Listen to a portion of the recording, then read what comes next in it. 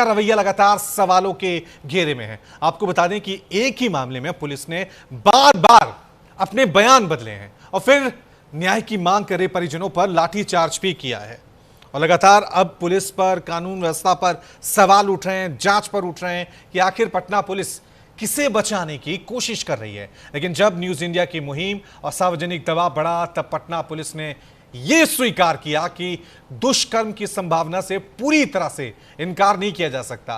Police के इस U turn ने मामले को और गंभीर बना दिया है और न्याय की मांग पर लाठीचार्ज के बाद परिजन और उनके साथ आए लोग छात्रा का शव लेकर पटना के कारगिल चौक पर धरने पर बैठ गए।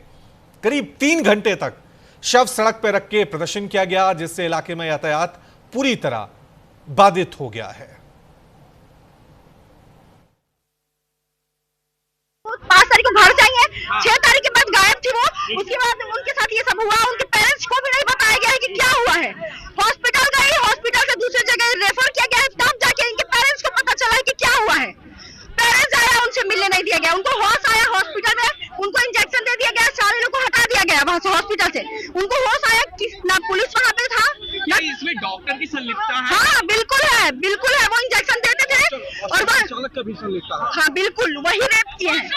हॉस्टल में मालिक का बेटा ही रेप किया है। अब ये सब का कोई फायदा नहीं है क्योंकि वो बॉडी चला गया है और बॉडी और जो आए थे एसपी वो भी मिल चुके हैं, उनको पैसा अच्छा खासा मिल गया है, वो बिक गया है।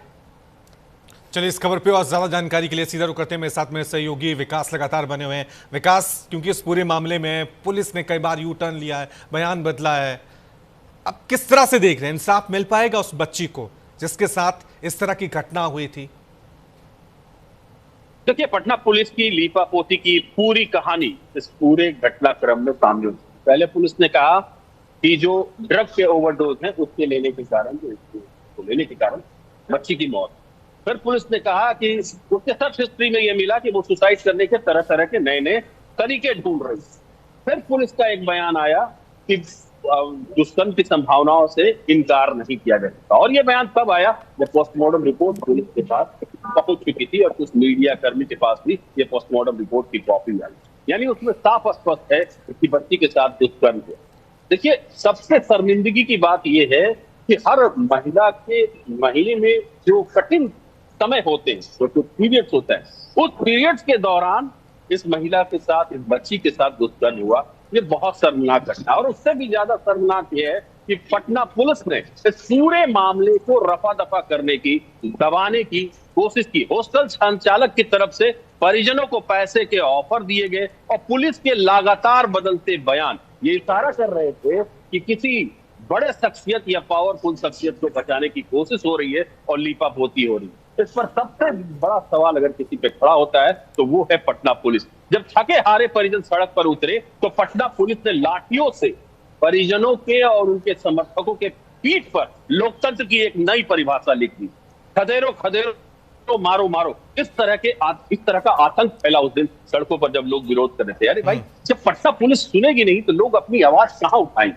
सड़क पर उठाएंगे। जब पूरा का पूरा सिस्टम किसी से मिला हो, किसी को बचाने की कोशिश कर रहा हो, तो आम जनता क्या करेगी? वो सड़क पर जाएगी। जब वो सड़क पर पहुंचे परिजन और परिजन के समर्थक, तो पुलिस ने ताबड़तोड़ लाठियां चार्ज की। तो पूरे प्रकरण में पटना पुलिस को की जो भूमिका है, या पटना पुलिस को ये जवाब देना चाहिए था कि बार बार ये बयान क्यों बदलते जा रहे।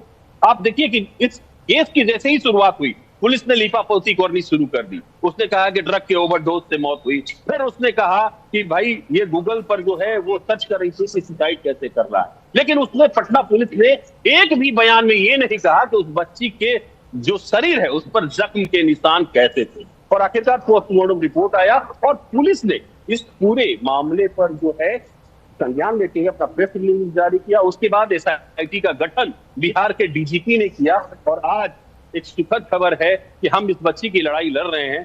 आज आईजी, डीआईजी, अपर रैंक के जो पुलिस अधिकारी हैं वो उस हॉस्टल पहुंचे और बारीकी से छानबीन कर रहे हैं। तो ये उम्मीद जताई जा रही है कि अब सरकार की नींद टूटी है और इसमें इंसाफ जरूर मिलेगा। शुक्रिया विकास तमाम जानकारी के लिए।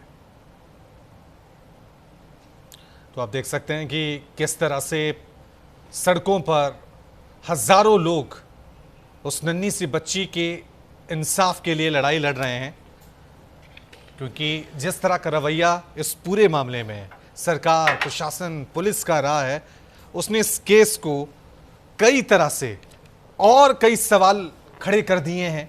क्योंकि पटना पुलिस लगातार अपने बयान बदल रही है इस पूरे मामले में। कभी कह रही है कि दुष्कर्म हुआ, कभी कह रही है कि नहीं हुआ, और यही वजह है कि हजारों लोग सड़कों पर हैं, उस बच्ची के लिए इंसाफ की मांग कर रहे हैं।